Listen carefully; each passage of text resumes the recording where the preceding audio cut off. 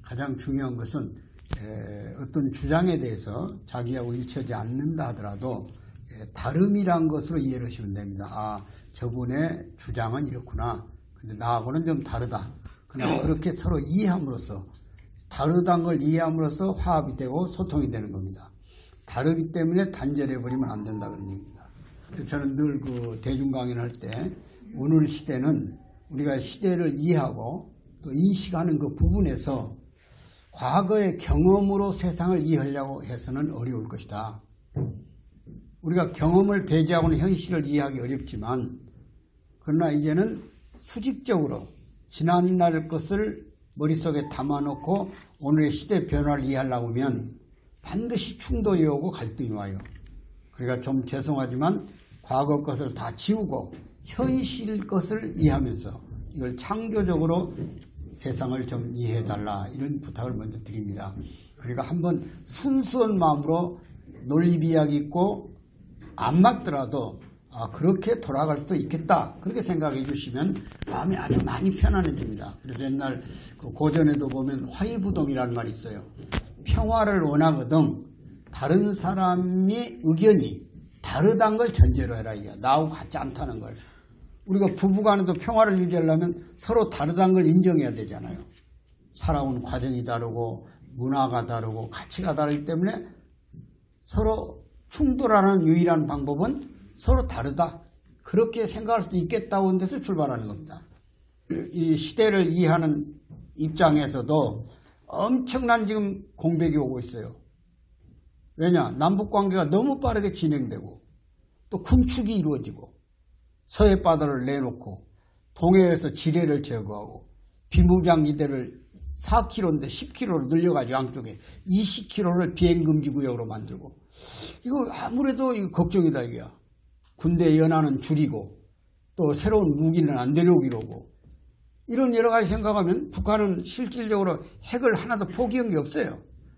풍계리 그 핵실험장 이미 이제 폐기해야 할 자리입니다. 그거 폐기했고, 그다음 동창리 미사일 발사기지 검증한다고 하지만은 이미 이동식 발사대가 생겨났어요. 거기 발사 안 해도 어디서든 발사할 수 있어요. 그런 걸 하나하나 파고 들어가면 아주 우리 문재인 대통령 평화 로드맵은 굉장히 불안한 거예요, 지금. 근데 교황은 이제 수락을 했고 북한 가겠다고. 이게 도대체 뭔가 이해가 안 가는 거예요. 그래서 처음부터 말씀드리기를 현상을 그대로 이해하면서 한번 이해해 가보자, 그런 얘기예요. 25분 동안 지금부터 이제 발표를 드릴 겁니다. 금년 1월 1일 김정은이 신년사가 획기적인 하나의 변화를 줍니다. 김정은 북한 국무위원장 뭐라고 얘기했냐면, 과거에는 미국하고 적대 관계를 유지하고 자기 책상 위에 핵단추가 있다는 겁니다. 그래서 만일 트럼프가 강제성을 띠고 평양을 공격하거나 이럴 때는 자기도 단추를 누르겠다, 보복하고 또 도전하겠다, 그런 뜻을 지녔어요. 근데 1월 1일 신년사에서 갑자기 평창 동계올림픽에 참석하겠다는 거예요. 그리고 핵은 공화국이 가지할 이유가 없대, 이제는. 자기 할아버지 김일성의 유언이라는 게 이게 핵을 폐기하는 건. 그러니까 세상이 발칵 뒤집어진 거 아닙니까? 우선 우리로서는 안도의 마음이 하나 들었죠. 왜? 평창올림픽에 온다니까. 그거 안 오면은 굉장히 복잡해요, 평창올림픽의 성과가. 그래서 저는 그때 얼른 생각을 이렇게 했어요. 88년 올림픽에서는 동서간의 이념을 종식시켰어요. 그래서 이데올로기로 동서가 딱 남북이 갈라져가지고 북방 삼각관계, 남방 삼각관계가 대치했을 때가 88년이에요. 여러분, 88 올림픽을 놓고 북한에서 우리 칼기를 격침하고 이런 사건들이 있었지만 북한을 제외한 전 세계가 참여했어요. 그러니까 그 올림픽은 동서의 냉전을 종식시키는, 그래서 이데올로기 종언이다. 이제 내 편이 없다. 그래서 한반도가 세계 앞에 드러나요. 88 올림픽 없이는 세계가 우리 몰라요. 공산권이 안 왔으니까. 그래서 그때부터 대한민국이 부각이 됩니다.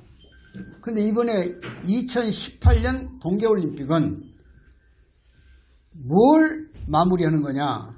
이제 이념은 사라졌는데 군사적 대치가 극치에 달했어요. 핵과 핵의 대결이에요. 진짜 한 치 앞을 못 내다봐요. 트럼프도 북한의 김정은이를 존엄 참수란 이름으로 없애버리라고 했잖아요. 후세인이나 카다피처럼. 그러니까 이게 한반도에 전쟁이 나겠다 그랬어요.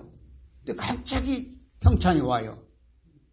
예술단이 오고 또 응원단이 오고 단일팀이 구성되고 또 태권도 시범단이 오고 그 이전에 특사가 왔다 갔다 오고 갑자기 돌변해요. 제가 그때 쓴 용어가 평양이 평창에 와서 평화를 만들겠다 그랬어요. 평양이 평창에 와서 평화를 만들어요. 평창이라는 데가 잘 알면 평화로울 평자 번창할 창자이잖아요. 참 신기한 일이다. 그래서 물리적 대결로서는 평화를 못 만드니까 대화를 통해서 평화를 만드는 장을 평창올림픽을 통해서 만들어가는 거예요. 이게 천지도수의 변화예요. 인간의 힘으로는 안 돼요. 이건. 하늘이 그 때를 점지해줘야 되는 거예요. 그런 것이. 여러분 제가 간단하게 말씀드리면 독일 통일이 어떤 인위적인 또는 물리적인 어떤 수단으로 된 게 아닙니다. 아주 간단한 조건 때문에 이루어져요. 동그라파가 전부 다 시장경제로 변했잖아요. 고르바초프의 85년 페로스트레이카 글라스노스 때문에 개혁 개방 때문에. 그런데 동독만은 완전한 공산국가로서 영원히 존재한다고 베를린 장벽 89년 11월 9일 무너지기 전 40일 전에 동베를린에서 퍼레이드가 있었어요. 호네커 공산당 서기장 주재로. 거기서 호네커가 손을 들고 소리 질렀다니까요. 동독은 영원하다. 그리고 동독 공산당은 성공했다고 했어요. 그때 고르바초프도 그 자리에 앉아 있었습니다. 공산국가 27개 나라 사람이 왔었으니까. 근데 그로부터 40일 만에 베를린 장벽이 무너져 버려요. 동독의 시장을 연단 말은 안 하고 여행 자유 하나 준다는 말이 잘못 퍼져가지고 강요회의에서 통과도 안 됐는데 그 발언 하나 한 것이 결국은 SNS를 통해서 전파되면서 베를린 장벽을 밀어버렸어요. 그래서 70만 명이 서독으로 넘어와요. 서베를린으로. 이게 통일의 시작입니다. 그때 콜 총리가 폴란드 바엔사 총리하고 회담을 하기 위해서 거기가 있었어요. 장벽 무너진 날. 만일 장벽이 무너진다는 걸 독일 총리가 알았으면 거기 가겠어요? 그래서 급거 달려왔어요. 밤 11시에. 기자들이 한 600명 모였어요. 통일이 시작됐냐 이렇게 물었습니다. 그럴 때 콜 총리는 아니다. 통일이 우리 마음대로 하냐? 동서독 마음대로 하는 게 아니다. 국제사회가 인정을 해야 돼. 주변에 네 나라, 이태리, 프랑스, 영국, 오스트리아 이런 나라들이 주변에 패권을 가졌던 나라들이니까. 그 다음 미국하고 소련 사이에 협력이 이루어져야 돼. 그게 통일이야. 그렇게 계산해 본다면 한 20년쯤 걸릴 거다 그랬어요. 근데 그 다음에 정확하니 10월 3일 날 통일이 됩니다. 그러니까 1년이 다 안 됐죠. 11월 9일 날 장벽 무너지고 10월 3일 날 통일됐으니까. 그때 기자들이 다시 몰려와요. 당신 20년 걸린다더니 이거 어떻게 된 거냐? 그때 콜 총리는 자리를 박차고 일어납니다. 거기서 딱 한마디 말을 남겨놨어요. 뭐라고요? 뭐가 뭔지 모르겠다. 뭐가 뭔지 모르겠다고 말이야. 내가 통일하고자 생각도 안 했는데 이루어졌다 그런 얘기예요. 이게 얼마나 참 기가 막힌 얘기입니까? 그 총리가 금년 3월에 죽었습니다. 그는 1190페이지의 해고록을 남겼어요. 그 472페이지 이렇게 써놨습니다. 하늘은 독일의 통일의 문을 열어줬다는 거야. 동서독에. 그리고 시민들은 준비된 마음으로 그 문으로 들어왔다는 거야. 그게 독일 통일이에요. 그걸 정치 통일이냐 흡수 통일이냐는 것은 좀 더 두고 논란해야 할 얘기가 있습니다. 한반도도 역시 마찬가지입니다. 인간 마음대로 되는 게 아니게 천시라고 하는데 과거에 고전에서 보면 천시, 지리적 조건, 인간이 이 셋이 합쳐졌을 때 어떤 큰 고리가 풀려나가는 거예요. 이게 때가 다 된 거예요, 지금. 김정일이 지 맘대로 하는 것도 아니고 우리 문재인 대통령도 맘대로 하는 겁니다. 뭐가 씌워서 하는 거예요, 지금요. 트럼프는 말할 것도 없고, 이건. 그런 점에서 오늘 이 시대를 이해해야 됩니다. 지금부터 1년 전에 핵실험했잖아요. 미사일 발사했잖아요. 천지도수가 확 바뀌어버렸잖아요. 이것이 4월 27일 남북 정상회담이고 그 다음 5월 26일 갑자기 김정은이가 싱가포르 회담 트럼프가 박살 내버리겠다 보니까 얼마나 급해졌으면 문재인 대통령한테 전화해가지고 급격히 만나자고 해서 밤중에 통일각에서 북한 땅 통일각에서 2차 정상회담이 이루어지고 지난 9월 19일 날 3차 정상회담 평양선언이라는 이름으로 이루어진 거예요. 이 불과 몇 달 사이에 세 차례 정상이 얼마나 한반도 사태가 위급했으면 그런 일들이 벌어지겠습니까? 이런 점에서 야, 이거 내가 지금까지 생각해온 것이 좀 잘못 생각했는가? 이럴 수도 있어요. 그런 점을 좀 이해해달라 그런 얘기예요. 자, 여튼 어제 우리 뉴스를 하나 접합니다. 교황이 김정은 위원장이 초청을 해주면 즉시 수락하고 평양에 가겠다고 그랬습니다. 이건 놀라운 일이에요. 근데 그 다리를 누가 놓았냐? 문재인 대통령이 놓았어요. 나 이제 문재인 대통령이 카톨릭 성도인 걸 인제 알았습니다. 이번에서 그 세례명이 있더만요. 디모데도인가? 그래서 이분이 김정은이한테 얘기했다는 거예요. 교황을 한번 초청해봐라고. 그러면 당신이 정상국가로 가는 길이 빨라질 거라고. 이 점에서 한반도의 평화의 시대가 오기 시작한 겁니다. 확실한 거 이건 아주. 자, 그렇다면 문재인 대통령하고 김정은 사이에는 뭘 원할까요? 아직 둘이는 통일 얘기는 안 합니다. 통일은 둘 중에 하나가 포기해야 통일되는 거 아니에요. 한 나라는 지도자 하나지 둘일 수 없잖아요. 그러니까 거기까지는 안 가요. 종전선언하고 전쟁을 없애자 이거야. 그만 마무리 짓자. 이게 이제는 휴전이잖아요. 이걸 전쟁을 정치적 선언을 하자. 이 선언은 중국까지 참석해도 되고 왜 주변국이 보장을 해야 되니까 둘이 하면 소용없어요. 판 깨버리니까. 미국, 중국이 참여하고 경우에 따라서는 핵 문제 때문에 육자 그 회담한 거 있잖아요. 그러니까 일본하고 러시아까지를 참여시키자. 그래서 마치 중립국들이 주변국이 보장해서 중립을 보장하듯이 한반도 전쟁 종전선언도 6개국 최하 4개국이 보장하는 종전선언으로 가야만 그 의미가 있고 책임성이 주어진다 그런 얘기죠. 그리고 두 번째 평화를 정착시키자 이거예요. 평화를 만들어야만 통일 문제는 앞으로 후대 완전 통일은 제가 생각하기는 아마 50년 정도 걸릴 것 같아요. 50년. 두 체제가 하나로 합친다는 것은 복잡한 문제를 유발합니다. 한 이불 속에서 딴 생각을 가진 부부가 잠을 잘 수 있어요? 똑같은 거예요, 지금. 동상이몽. 그러니까 과정은 평화만 만들어지면 두 국가는 한민족이라는 개념을 가지고 가는 거예요. 한민족. 두 정부, 두 국가, 두 정부, 두 체제입니다. 당분간 자기 체제를 고수하는 거예요. 시스템을, 경제 시스템도. 그러면 저쪽은 국유고 이쪽은 사유인데 어떻게 통합이 되겠습니까? 또 경제 차이가 50배나 나는데 저 어떻게 밥을 다 먹이게 살리겠어요? 자기가 벌어먹을 기반을 잡도록 우리가 지원해 줄 수는 있지만 이게 바로 홍콩과 중국의 관계입니다. 여러분 잘 알지만 홍콩은 영국이 99년 통치했잖아요. 아편전쟁 때 주고 그 대가로. 그리고 중국에다 반환했잖아요. 97년에. 그러면 중국이 할 거 아니에요. 근데 홍콩이 건지하잖아요. 그대로. 국제대회 다실팀으로 나가고 또 금메달 따면 홍콩 깃발이 올라가고 홍콩 애국가가 나오고 그러잖아요. 왜 그럴까요? 홍콩은 영국식 민주주의를 한 나라입니다. 영국식 민주주의. 그러니까 사유재산이 인정돼 있다. 이게 기본적으로.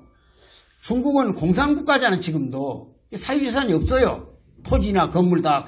건물은 자기가 진다 하더라도 토지는 국가로 또 빌려서 사용하다가 내놓고 그래야 되는 거예요. 그러니까 만약 홍콩을 중국화 해버리면 토지를 몰수해야 할 거 아니에요. 세계 자본이 거기 다 들어와 있는데 뭘 쏘면 홍콩이 폐허돼 버리죠. 완전히 자본 빼가지고 가버리니까. 그러니까 중국이 현명하게 일국 양제를 선언한 거야. 나라는 하나란 이름으로 있으되 제도는 다르다. 느그식 통치를 50년간 해라. 그래서 주무행정관이라고 중국 본토에서 한 사람만 내려보내고 나머지는 전부 홍콩식 민주주의 국가로서 살아가고 있는 거예요. 그러니까 남북관계도 앞으로 평화만 유지되면 통일국가를 만들 이유가 없어요. 이것이 국가연합일 가능성이 있다. 북한에서 요구하는 연방제는 이 이념이 다르기 때문에 불가능해요. 전 세계 연방을 연구해봐도 같은 이념을 가진 지방국가나 지역국가끼리 합치는 것이 연합 또는 연방 그러는 거지, 이념이 전혀 다른데, 사상체가 다른데 어떻게 연방이 되겠어요? 그래서 아마 그런 것은 더 연구해가지고 우리가 주장하는 연합단계냐, 연합단계 얼른 생각하면 이유를 떠올리면 돼요. 유럽은 27나라가 독립국가잖아요. 그런데도 한 정부를 가지고 있고 한 의회를 가지고 있고 대통령 하나를 뽑고 헌법이 하나 없다 그러잖아요. 그래서 아무 불편한 거 없이 진행되는 거예요. 그러니까 이런 관계까지 지금 진행될 가능성이 높아졌다 그런 얘기입니다. 지금 현재로 봐서. 그렇다면 그것을 뒷받침해 줘야 할 것이 교류협력이에요. 왜냐하면 이 폭을 좁히려면 사람이 만나야 돼요. 만나서 부딪혀보면 비로소 자기를 알게 돼요. 우리가 지난 김대중 대통령 이후에 남북관계가 좀 있었잖아요. 그리고 개성공단도 있었고 금강산도 있었잖아요. 근데 북한 사람들이 아주 자랑합니다. 우리한테. 뭘 자랑하냐. 그 동무는 공화국이 부럽지 않습니까? 그래요. 그럼 부럽단 말이 뭔 말이냐. 뭐가 부럽습니까? 그러면 이 공화국이라 자기들 공화국이라고 합니다. 공화국은 모든 게 무상입니다. 그런다. 무상. 공짜로 준다 이거야. 태어나서 죽을 때까지 국가가 책임진다고 말입니다. 이거 탈북하신 분이 계시지만은 전부 원칙은 다 무상으로 돼 있어요. 어린애 태어나서 보육원에서 키운 것부터 학교 가는 거, 그 다음에 취직하는 거, 이게 전부 직장도 무상이에요. 국가가 배정해요. 죽을 때 연금까지 다 국가가 배상해요. 의료, 보건 다. 그러니까 부럽지 않냐 그 말이 우리 보러. 그 다음 거기는 부자도 없고 가난한 놈도 없어 평등하다는 거야. 이게 북한이 주장하는 자기들 공화국의 자랑입니다. 병원도 공짜로 간다니까요. 그런데 여기 지금 의사님이 계십니다만은 공짜로 가도 약품이 없고 시술 기구가 없으면 무슨 의미가 있습니까? 여러분 아주 재미있는 얘기 하나 해볼까요? 국경 없는 의사협회라고 해서 국경 없는 의사협회, 의사들끼리 국경 없이 가난한 데나 어려운 지역에 가서 치료해주는 봉사단체가 있습니다. 독일 의사들 출신들이 많이 있지만은 평양에 와서 치료를 해요. 북한은 주로 안질 환자가 많아요. 안질. 영양실조 걸리면 눈이 어두워지잖아요. 먹는 것이 불편하면, 그 다음에 결핵이 많고, 그 다음에 이제 또 무슨 문제가 있냐면 이 관절이라 이런 게 참 많습니다. 그 강행군 만리마 운동까지 지금 하고 있잖아요.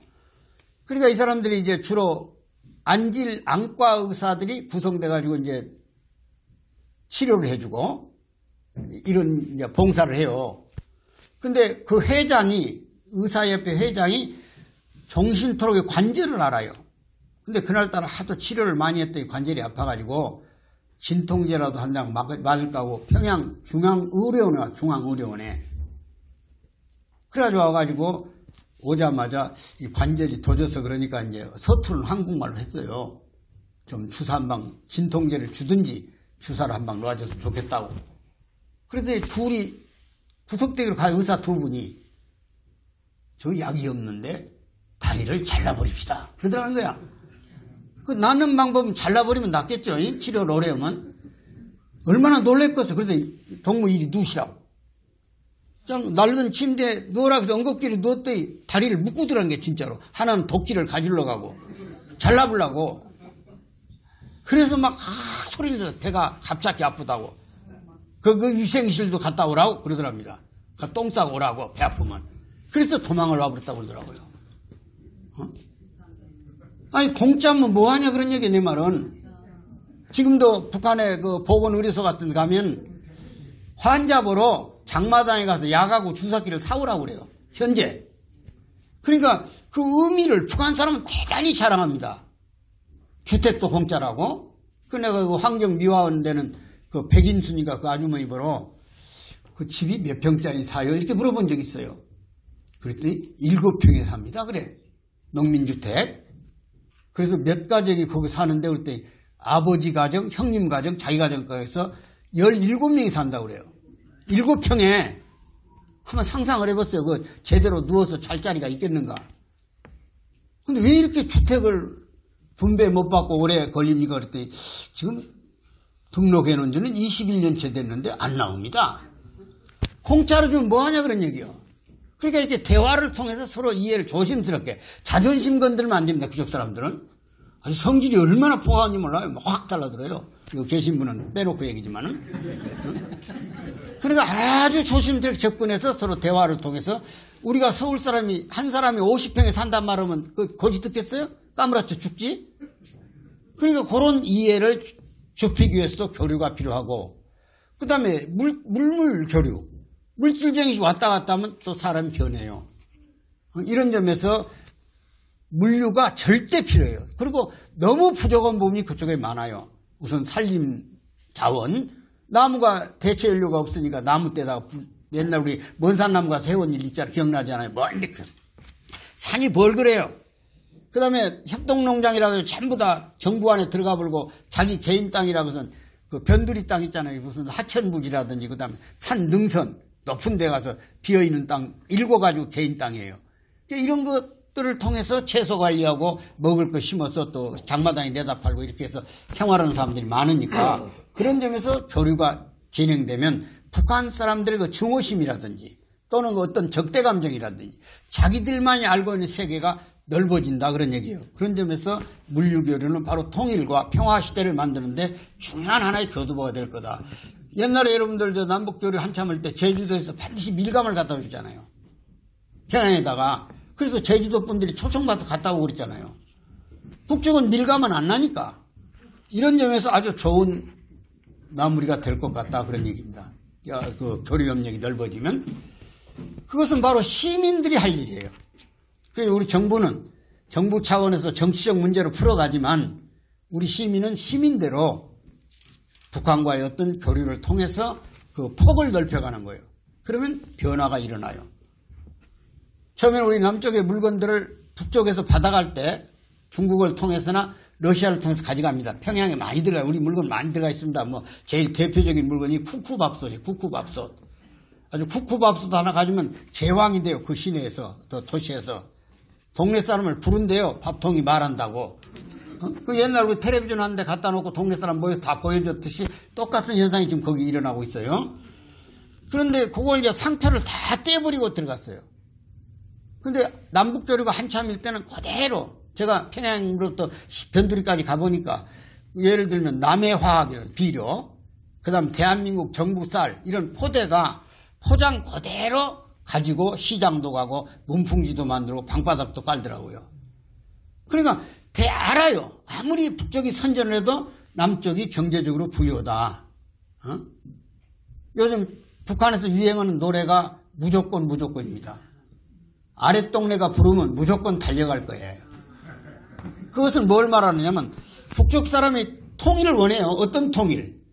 하나가 되면 밥 먹는 것만은 걱정 안 할 거다 그런 얘기야. 그래서 처음에는 술 한잔 먹으면 남쪽 나라 내 고향 찔레꽃 북해 피는 거 불다가 마지막쯤 되면 그냥 터놓고 불어버린 거예요. 태평양을 건너 인도양을 건너서라도 아랫동네가 부르면 무조건 달려갈 거야. 그러니까 그건 뭘 말하냐. 사람이 인권이니 뭐니 별의별 살에도 먹는 것이 최고예요. 이 어떤 탈북인 지금 아산에 사는 최 여사라고 내가 며칠 전에 만났더니 어머니가 하도 굶으니까 부항이 나가지고 몸이 이렇게 부었대요. 맨날 먹는 거 저 누룽지 냄새 나는 거 차 있죠. 누룽지 냄새 나는 거. 무슨 차죠 그 차가? 둥글레. 그게 사람한테 좋다고 높은 산 올라가서 둥글레 차 뽑아다가 끓여서 어머니 그 안 넘어가니까 물만 떠났더니 어머니가 어느 날 손을 딱 잡더니 시집간 따는데 옆에 달았대요. 얘야 그러더니 너 어디 가서 쌀 좀 구해다가 쌀죽 한 숟가락만 내 입에다 넣어두라고 그러더란 거야. 그러면 살 것 같다고. 그 마음이 얼마나 충격이 됐든지 두만강을 건너가지고 한 7년 전 얘기인데 가서 중국 단동 가서 한 달간 일을 했더니 17만 원인가를 받았답니다. 한국 돈으로. 그래서 그걸 가지고 쌀 더 대 팔고 큰 대로 찹쌀 한 대에서 계란 2줄 사고 뭐 좀 라면 몇 개 사가지고 짊어지고 두만강을 왔대요. 오는데 계란 석 줄 사갖고 오는데 얼마나 계란이 먹고 싶던지 두만강변에서 양재기 하나 주워다 끓여가지고 13개를 한꺼번에 먹어버렸다는 거야. 어머니 갖다 주기 전에 그걸 먹으니까 눈이 좀 보이더라는 거야. 계란 13개를 먹어버렸어. 그리고 가서 방문을 열고 어머니 누워 계시면 동네 아주머니한테 부탁을 했대요. 가서 물은 꼭 떠나달라고. 한 달 만에 왔으니 시체만 거기 계시더라는 거야. 그래서 쌀죽을 쏘서 죽은 시신의 입에다가 쌀죽을 붓고 눈물을 통곡했다고 하면서 지금도 쌀밥만 보면 어머니 생각이 나서 미치겠다는 거야. 쌀밥이 두렵다는 거야, 보면은. 내가 사실인지는 몰라도 북한에서 가장 행복한 건 뭐냐 그랬더니 죽는 거. 죽는 게 제일 행복하다는 거야. 죽으면 식량 걱정 안 하니까. 이게 너무 극단적인 얘기일 수도 있지만은 그게 북한의 지금 인권이고 삶입니다. 근데 김정은 집권이 지금 6년째인데 4년째 됐네. 재작년이요. 그러니까 작년, 재작년에 처음으로 만리마 운동해가지고 3.8% 성장했어요. 지금 태양광이 많이 들어왔습니다. 전력이 조금 생겨났고 동네 개울물 막아가지고 수력발전을 만들었어요. 자체적으로. 그래서 전력이 좀 나아졌어요. 드라마를 보더라도 전력이 있어야 될 거 아니에요. 전봇대에서 훔쳐오니까 막. 그러니까 좀 이제 희망을 가진 거예요. 이제 이밥에 고깃국 먹겠구나. 근데 유엔 제재가 이제 작년부터 가소가 돼가지고 좀 32번째 제재하잖아요. 뭐 너무 잘 알다시피 현재 모든 은행까지 제재해가지고 세간다리 보이콧이라고 제3은행들이 은행 달러 거래를 못하게 해버렸잖아요. 그 다음에 해상봉쇄를 해버렸어요. 바다에서까지 조사를 해가지고 북으로 들어간 사치품이나 군수품을 막아버렸다 이게. 그 다음에 장마당에 들어가는 소비재까지 막아버렸다 이게. 중국을 막 압박해가지고. 지금 미국하고 중국하고 무역전쟁이잖아요. 그럼 미국을 못 당해 중국은. 그러니까 미국 눈치 보려니까 북에 들어가는 모든 밀수품들이 좀 차단돼 있다 이거야. 그러니까 경제가 작년에 갑자기 마이너스 4% 되고 금년에 벌써 7월 달에 5%가 됐어요. 그럼 금년 말까지 하면 7% 마이너스 되는 거예요. 그럼 10%가 넘는 마이너스가 되면 그 체감 효과가 내년 6월쯤, 가을쯤 나타나는 거예요. 실제 이제 인민들에게 오는 그 체감이. 그래서 지금 북한은 이제 경제 위기 때문에 이번에 핵은, 과거의 핵은 주변 국가들 핵을 뺏으려고 했으니까 숨겼어요, 북한이. 이번에는 김정희가 판단한 것 같아요. 핵을 팔아서라도 인민의 경제를 살려야 되겠다. 그래서 선택한 것이 베트남 경제냐, 중국 경제냐, 싱가포르 경제냐를 지금 고민하고 있어요. 김정은이가. 그러니까 이번 핵은 반드시 내놓습니다. 어떤 행에서 내놔요? 근데 이걸 지금 견제하고 있는 게 중국이에요. 중국 시진핑이가 계속 불러다가 중국이 지금 미국하고 전쟁을 하니까 체제에 대해서 어떤 흔들림이 있으면 안 되잖아요. 그러니까 지난달에 금년 초에 공산당에서 모임에서 헌법을 고쳐가지고 영구 집권을 선언해버렸어요. 시진핑은 권한 되게 연임하고 말거든요. 공산당 지도자들이 중국에서 영구 집권을 열어버렸어요. 그리고는 이제 중국 인민을 결속시키려면 미국하고 싸우려면 견디내야 되잖아요. 경제 어려움이라든지. 계속 어딘가 미국하고 시끄럽게 하는 데가 있어야 된다 이게. 그러니까 김정은이가 만일 미국하고 협상해가지고 핵카드를 다 내놔서 어떤 경제적 지원을 받아가지고 미국의 트럼프 빌딩이 평양에 온다든지 맥도날드가 들어온다든지 이러면 곤란하잖아요. 미국이 깃발 성조기가 평양에 날리면. 그러니까 중국이 자꾸 김정은을 불러다 3차례 단속을 하는 거야. 옷 다 벗지 말라고. 계속 보상을 요구해가지고 받을 거 다 받은데 서서 해라고. 그러니까 김정은이가 트럼프 만나서는 솔직하게 얘기해놨다가 우리 대통령한테랑 또 중국만 갔다 오면 싹 변해가지고 어물어물한다 이거야. 이게 좀 복잡한 거예요. 이게 바꿔 말하면 보상 체계를 확실히 해둬라 주장하는 게 바로 그겁니다. 체제 안정과 소위 그 북한의 체제를 건들지 않고 그 다음에 우리는 핵무기란 말은 북한 핵을 얘기하는 거예요. 그다음 핵 위협이란 말은 미국의 핵 자산을 얘기하는 거예요. 괌에 있는 B-52라든지 핵폭탄을 싣고 다니는 비행기들 있잖아요. 비온비라든지 이런 걸 지금 얘기하는 거예요. 그러니까 우리 측은 북한 핵을 얘기하고 북쪽에서 얘기하는 것은 한반도 핵을 얘기하는 한반도. 그러니까 대한민국 전체 미국의 핵도 들어와서는 안 된다 그런 넓은 의미를 가지고 있어요. 근데 그걸 정확하게 대변해 주는 양반이 우리 대통령이야. 우리 대통령 입으로 그러잖아. 한반도 핵무기와 핵위협을 제거기로 둘이 확약했다고 공동선언 얘기했잖아요. 그걸 우리가 분명히 알아야 돼요. 그러니까 우리 대통령은 쉽게 말하면 김정은이가 이번 기회에 평화의 장에 나와가지고 되돌아갈 수 없도록 아주 의지가 이미 굳혀졌다 이게야. 핵을 팔아서 보상을 받아다가 북한 인민경제를 살리겠다고. 그러니까 이걸 읽었어요. 분명히 둘이 주고받았어요. 그러니까 백상까지 가고 형제보다 더 친하잖아요. 과거 따지면 저걸 귓방맹이 까면 어떻게 그렇게 하겠어. 그 연평도 천안함 생각면에도 이 새끼야 네가 사람 새끼 같으면 남쪽에 내려서 한마디 사과라도 해라. 내가 남조선 인민들을 괴롭힌 것에 대해서 대단히 죄송하게 생각한다. 그러기 순서잖아요. 근데 그걸 물어서 자존심 건드는 것보다는 이걸 평화광장에 끌어다가 되돌아가지 못하도록 환경을 만들어 붙여놓으면 어차피 군축으로 올 것이고 평화장은 펼쳐질 거다. 요게 이제 아마 지도자의 편당 같아서 들어보진 않았지만은 그래서 우리가 복잡해진 거예요. 지금 보수 측에서는 저거 다 날아갔다 맡긴다. 서해바다 열어가지고 이제 고기도 다 놓치고 바닷길만 열어줬다. NLL도 무력화됐다. 철원 북방에서 지뢰 제거한다고 위해 발굴한다고 해놓고 공동 감시를 안 하면 우리 지금 정보력이라는 게 한계가 있잖아요. 북을 들여다볼 수 있는. 그것까지 다 막아버리면 우리 어떻게 하자는 거냐 이렇게 지금 나오는데 이거 하나하나 따지면 남북대화를 못 가지요.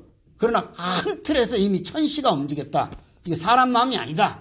그러니까 이 점에서 우리가 좀 더 넓은 마음을 가지고 오늘 시대에서 우리 국민이 뒷받침되어 철저히 감시하되 교류의 길을 열어서 들락날락하면 여러분들 어둠이라는 것은 태양만이 그 그림자를 쫓아내는 거예요.